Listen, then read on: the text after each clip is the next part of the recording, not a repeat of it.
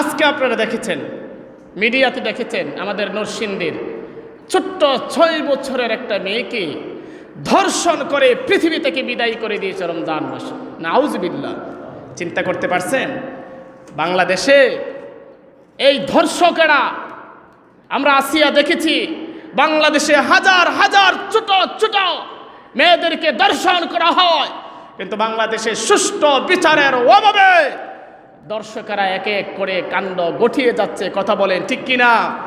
এখানে যদি ইসলাম প্রতিষ্ঠিত হতো, আল্লাহর কোরআন যদি প্রতিষ্ঠিত হতো, এই সমস্ত জিনাখুরদেরকে লক্ষ লক্ষ মানুষের সামনে যখন জোররা দিয়ে পৃথিবী থেকে বিদায় করা হতো, তাহলে বাকি সব দর্শকেরা সোজা হয়ে যেত। কথা বলে ঠিক কিনা? আমাদের দর্শকেরা যখন দর্শন করে তখন তাদেরকে আদালতে নেয়।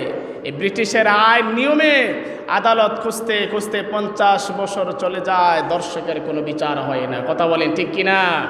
আর জোরে বলেন ঠিক কিনা? লজ্জা লাগে, এমন একটা দেশে বসবাস করি, লজ্জা লাগে। নিজের পরিচয় দিতে লজ্জা লাগে, এমন একটা দেশে বসবাস করি যেই দেশের আমার নিরাপত্তা নাই, আপনার নিরাপত্তা নাই, আপনার মেয়ের নিরাপত্তা নাই, আপনার ছেলের নিরাপত্তা নাই। কথা বলেন ঠিক কিনা?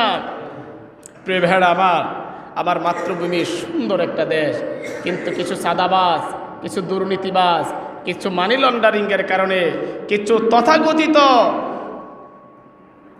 মানুষের কারণেই আজকে বাংলাদেশ নষ্ট হচ্ছে। কথা বলেন ঠিক কিনা?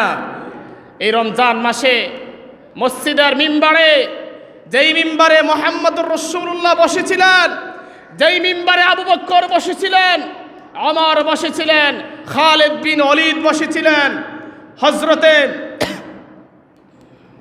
সাহাবায়ে কেরামরা বসেছিলেন, এই মিম্বার থেকে আজকে আল্লাহর কাছে ফরিয়াদ করি, আল্লাহ, যেই মানুষেরা জিনা করে আমার ছোট ছোট কলিজার টুকরা মেয়েগুলাকে নষ্ট করে দিচ্ছে, এইগুলাকে বাংলার জমিন থেকে বিতাড়িত করে দাও। সবাই বলেন আমিন।